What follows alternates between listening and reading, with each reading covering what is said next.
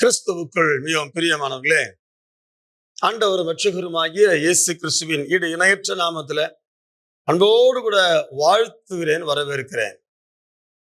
அருமையாய் 40 நாட்கள் உபவாசத்தை முடித்தோம்.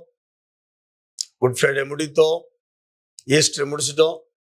அடுத்த வாரத்துக்குள்ள ஃப்ரெஷ்ஷா கிளம்பி இருக்கிறோம். நன்றி செலுத்துகிறோம். 40 நாட்கள்ல நீங்க பெற்ற அபிஷேகம், பெற்ற வார்த்தை, பெற்ற பலன், ஓகே, அடுத்த 40 நாள் பார்க்கலாம். அப்படியே ஏற கட்டி மூட்டை கட்டி வை. அடுத்த அப்படி அல்ல. அங்க பெற்ற பலன், அங்க பெற்ற ஆலோசனை, அதை செயல்படுத்த கர்த்தர் நடத்தப்பட, அந்த வார்த்தையால் நடத்தப்பட, அந்த ஆலோசனை நடத்தப்பட விட்டு கொடுத்து பாருங்க. இனி ஒரு நாட்கள் உங்களுக்கு மிகுந்த பிரயோஜனமா இருக்கும். கர்த்தருக்கு ஸ்தோத்திரம். நம்ம இந்த வாரம் ஃபுல்லா என்ன தியானிக்க போகிறோம்? உயிர்த்தெழுந்த இயேசு. உயிர்த்தெழுந்த இயேசு யார் யாருக்கு தரிசனமானார்? ஏன் தரிசனமானார்? தரிசனமான பிறகு தரிசனம் பெற்றுக்கொண்டு என்ன பண்ணாங்க? அதனால அவங்க அடைந்த நன்மை என்ன? அதனால கர்த்தருக்கு ஏற்பட்ட நன்மை என்ன? அதனால மக்கள் பெற்ற நன்மை என்ன? இந்த வாரம் ஃபுல்லா யார் யாருக்கு தரிசனமானது, ஒரே தலைப்புல வாரம் ஃபுல்லா நம்ம தொடர்ந்து தியானிக்க போறோம். தொடர்ந்து ஒரு நாள் விடாம கேளுங்க. கர்த்தர் உங்களை ஆசீர்வதிப்பாராக. வாசிக்கிறேன். மார்க் எழுதின சுவிசேஷம் 16ஆம் அதிகாரம் 9ஆம் வசனம் 10ஆம் வசனம் வாசிக்கிறேன். மார்க்கு 16, 9, 10. வாரத்தின் 1ஆம் நாள் அதிகாலையிலே இயேசு எழுந்திருந்த பின்பு மகதலேனா மரியாளுக்கு முதல் தரிசனமானார்.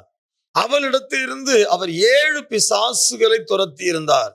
அவள் புறப்பட்டு அவரோடு கூட இருந்தவர்கள் துக்கப்பட்டு அழுது கொண்டிருக்கையில் அவர்களிடத்தில் போய் அந்த செய்தியை அறிவித்தாள். இயேசு எனக்கு தரிசனமானார், உயிர்த்தெழுந்த இயேசு எனக்கு தரிசனமானார் என்கிற செய்திய அவரோடு கூட இருந்தவங்க துக்கப்பட்டு அழுது கொண்டிருக்கிறாங்க. அவரிடத்துக்கு போய் அந்த செய்தியை அறிவித்தார். அந்த கேட்டு அருமையான தேவஜனமே, நீங்க முதல் கேள்வி கேட்க விரும்புறேன்.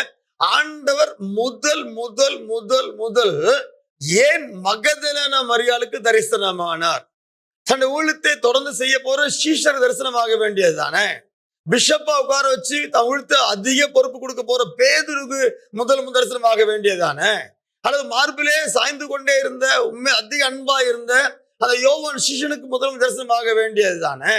ஆனா ஏன் மகதலேனா மரியாளுக்கான தரிசனமானார்? மிகப்பெரிய கேள்விக்குறி. வேதம் அழகா சொல்கிறது, மகதலேனா மரியாளுக்கு முதல் தரிசனமானார். ஏன்? அப்ப கர்த்தர் உங்களுக்கு எப்ப தரிசனம் ஆவார்? அந்த கேள்வி உள்ள வருது. கர்த்தர் சோத்திரம். ஏன் தரிசனமானார்?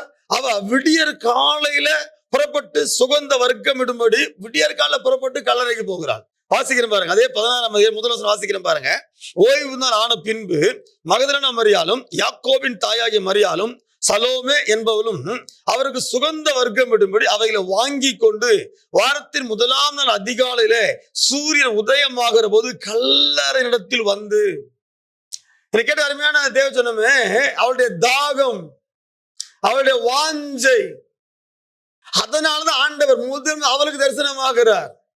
ஐயா, தரிசனமானது பிறகு மகதலேனா மரியாதை ஊழியம் செஞ்சா, இத்தனை கிராமங்களை கர்த்தர் திருப்பினா, இத்தனை பேருக்கா கர்த்தர் அடிபட்டா, ஒரு காரியம் வேதத்துல இல்ல. ஆனா கிறிஸ்து அவரோடு நடந்தவர். அவளுக்குள்ள 7 பிசாசு துரத்தி இருந்தாரு. அந்த 7 பிசாசுகள் பண்ண வேதனை, பண்ணப்பட்ட சேட்டைகள், வளர்த்த விடுதலை பெற்றவா இயேசுவோடு அட்டாச் ஆயிட்டா. இப்போ மறிச்சு அடக்கம் பண்ணப்பட்டாச்சு. அவர் விட்டு ஐயோ பேக் வச்சு சொல்லி அந்த கல்லறையை விட்டு போக மனசு இல்லை. அங்கேயே இருந்து அடுத்த நாள் வீட்டுக்கு போயிட்டு ஓய்ந்து அடுத்த நாள் புறப்பட்டு வந்து தாகம் இயேசு பண்ணிட்டாங்களே. உங்களுக்குள்ள எனக்குள்ளயும் அந்த தாகம் அவர் மேலேயே அவருடைய காரியத்து மேலேயே ஆவிக்கிற காரியத்து தாகம் இருந்தா கர்த்தர் நிச்சயம் உங்களுக்கு தரிசனம் ஆவார். ஒரே சொல்றேன், ஆவிக்குரிய காரியத்தை மட்டும் தாகத்தை, அந்த வாஞ்சையை விட்டுறாதீங்க. கர்த்தர் அறிவுல வளர்ந்துகிட்டே இருங்க, அதிகமா. அப்ப ஆண்டவர் உங்களுக்கு தரிசனமாய் கொண்டே இருப்பார். தன்னை அநேக காரியத்தை உங்களுக்கு வெளிப்படுத்துவார். ஜெபம் பண்ணலாமா? பரிசுத்த பிதாவே, உம்முடைய குமாரனாகிய இயேசு கிறிஸ்துவின் நாமத்தில் முன்னே வருகிறோம் தகப்பனே. நாளுக்காக நன்றி. முதல் மகதலேனா மரியாளுக்கு 7 பிசாசுகள் துரத்தப்பட்டவளுக்கு ஏன் அவளுக்குள்ள தாகம், அவளுக்கு வாஞ்ச, விடியற்கால தேடி வருகுதல். யாரெல்லாம் விடியற்கால தேடி வராங்களோ அவர்களுக்கு கர்த்தத்தை வெளிப்படுத்த இருக்கவே மாட்டீங்கப்பா. இன்றைக்கு நாங்கள் பாடம் கற்றுக்கொள்றோம். நாங்களும் தினந்தோறும், அன்றைக்கு ஒரு நாள் மாத்திரமல்ல, வாரத்தை முதல் நாள் மாத்திரமல்ல, தினந்தோறும் விடியற்கால உம்மை தேடி வருகிற பிள்ளைகளாக கர்த்தர் ஒவ்வொரு மாற்றத்தையும் வச்சுப்பீங்க. அதை நிமித்தம் தினந்தோறும் உம்மை கண்டுகொள்ளவும் உம்மால் வழிநடத்தப்பட வேண்டும் என்று விரும்புகிறோம். நீங்க தரிசனம் தாங்க, நீங்க எல்லாரும் வழிநடத்துங்க. எல்லா துதி கன மகிமை மாட்சிமை ஒருவருக்கே செலுத்துறோம். இயேசுவின் நாமத்தினால ஜெபிக்கிறோம். ஜெபம் கேளும் அன்பின் நல்ல பிதாவே. ஆமென். God bless you. Praise the Lord. Praise the Lord.